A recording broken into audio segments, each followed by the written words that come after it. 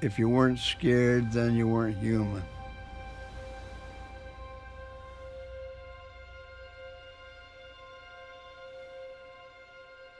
Anybody who says they're not afraid is probably lying.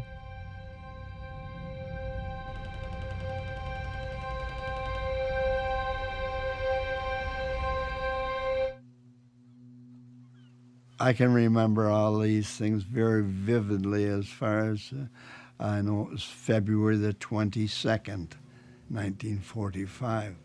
German submarine that attacked our convoy, and eventually it sank us. Within 9 minutes, it was recorded that the ship went down and the signal went to abandon ship.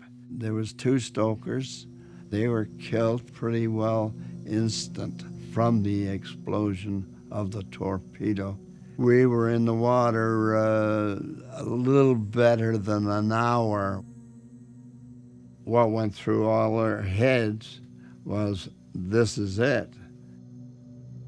I thought of my mom and mom and dad, my family, because I didn't think I was going to see them. We all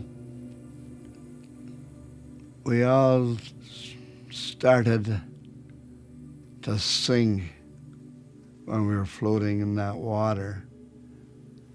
We were all singing, and we all felt the same. If we had to be, it had to be.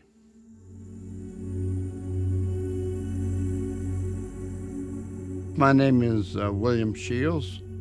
I was a first-class stoker on the HMCS Trentonian.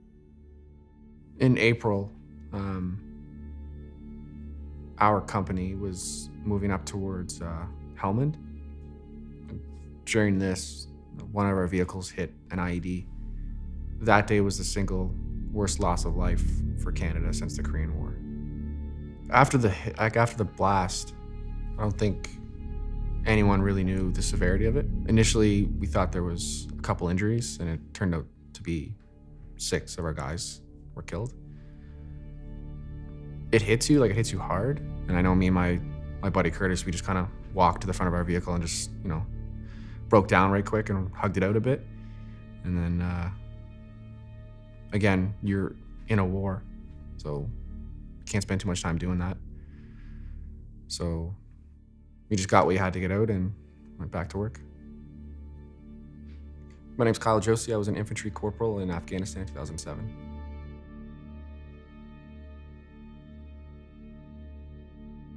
Me and my buddies would talk about what we're going to do when we get home.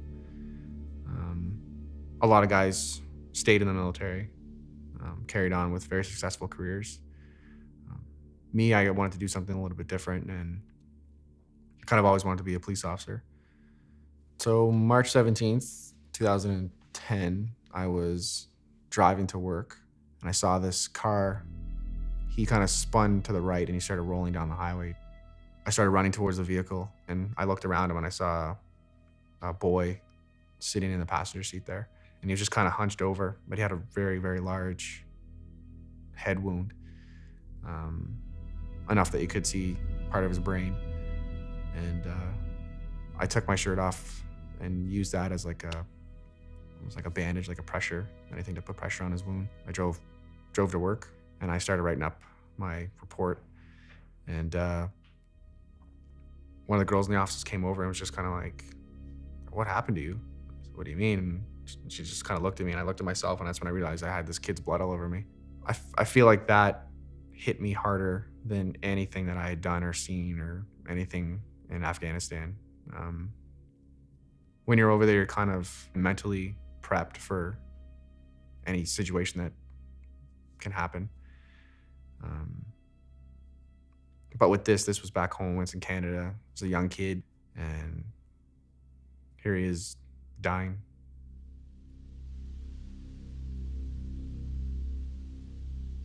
Coming home from from the Navy was a little heavy for me to adjust to civil life.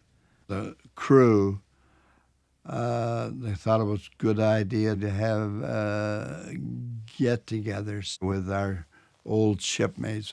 Now it's less and less because of a lot of the members have passed on. I do know of a few guys who did suffer from PTSD, and unfortunately, they killed themselves because of it. Me personally, I feel a lot better when I talk to somebody who's experienced these same things that I have, and it definitely helps.